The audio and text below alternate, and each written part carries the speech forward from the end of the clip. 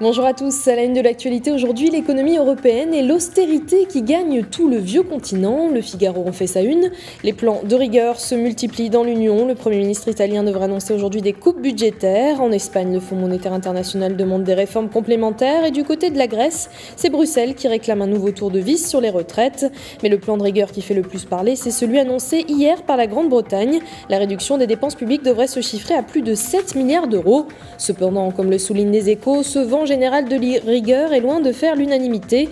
De nombreux économistes, dont le prix Nobel Joseph Stiglitz, s'interrogent et parlent du danger mortel d'une asphyxie de la croissance par les politiques d'austérité. Mais pour le journal économique français, cet avertissement peut seulement s'appliquer pour l'Allemagne. Quant aux autres pays, ils n'ont finalement guère le choix. En Asie du Sud-Est, les tensions se font de plus en plus vives entre les deux Corées. Comme l'explique The Economist, le président sud-coréen a décidé hier de sanctionner Pyongyang. Séoul veut faire payer le prix à la Corée du Nord, soupçonnée d'avoir coulé un navire de guerre sud-coréen. Il lui a donc envoyé un message ferme mais mesuré, juge l'hebdomadaire économique. Les échanges commerciaux vont ainsi être suspendus entre les deux pays et le Sud a également demandé de nouvelles sanctions aux Nations Unies contre son encombrant voisin. Résultat, la réplique ne s'est pas fait attendre. Le leader nord-coréen Kim Jong-il a placé son armée en état d'alerte. En Jamaïque, ce n'est pas la guerre, mais ça y ressemble. Comme le titre le site de BBC News, la capitale Kingston est en état de siège. Le gouvernement jamaïcain a instauré l'état d'urgence pour une durée d'1 mois afin de stopper les violences entre la police et des gangs armés. Des gangs qui tentent à tout prix d'empêcher l'extradition vers les États-Unis de l'un des leurs, le bien nommé Christopher Koch, un parrain de la drogue suspecté d'être responsable de plus de 1400 meurtres. Pour le soutenir, ses partisans ont ainsi saccagé la capitale jamaïcaine et incendié un commissariat. 2 policiers ont été tués dans les affrontements. Dans l'actualité au Maghreb, le journal Aujourd'hui Le Maroc a choisi de s'intéresser aux 3 assassins présumés de 4 touristes français en 2007 en Mauritanie. 3 hommes qui sont jugés depuis dimanche par la cour criminelle de Nouakchott. Les accusés ont tous plaidé non coupables, mais ils ont pourtant affirmé qu'ils étaient bien des soldats d'Al-Qaïda. Ils ont même reconnu s'être entraînés dans des camps, mais n'ont pas précisé les lieux. En tout, ce sont 21 personnes qui doivent répondre en ce moment devant la cour d'affaires liée au terrorisme. Ce week-end, un Mauritanien a notamment été condamné à 10 ans de prison pour lien avec Al-Qaïda.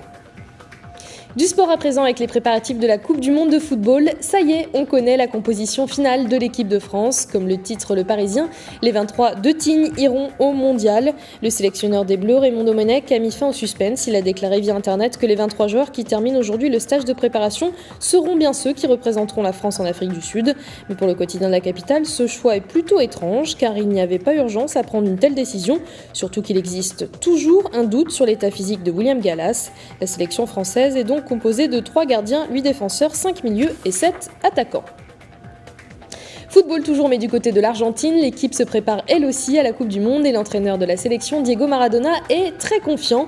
Selon le journal britannique The Sun, il aurait déclaré que Lionel Messi, son attaquant vedette, est bien meilleur que lui lors du Mondial 1986. C'est le meilleur joueur de la planète. Pour l'ancien champion du monde, la star du FC Barcelone doit être le leader et peut à lui seul mener son équipe vers la finale et la victoire. Et pour finir cette revue de presse, cette histoire incroyable qui est arrivée à un Américain, une histoire qui nous est racontée par le quotidien gratuit Métro. Cela se passe dans le Massachusetts où un homme qui travaillait dans une usine de saucisses a été happé la tête la première par une machine et par miracle, il en est ressorti indemne. Cela aurait pu être beaucoup plus grave car cette machine sert à mixer la chair à saucisse avec de la marinade. L'homme a eu vraiment beaucoup de chance de ne pas finir dans un sandwich.